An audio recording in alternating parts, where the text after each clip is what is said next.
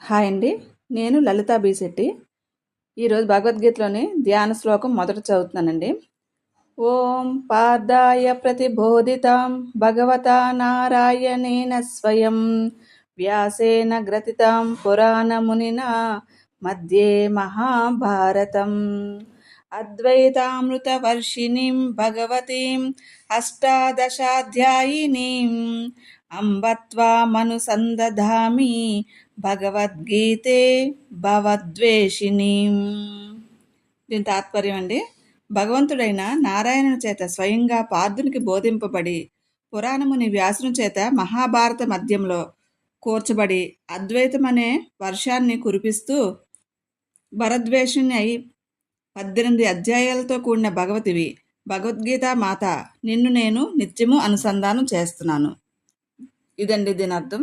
Thanks for listening. లోకా సంస్థ సుఖినో భవంతు.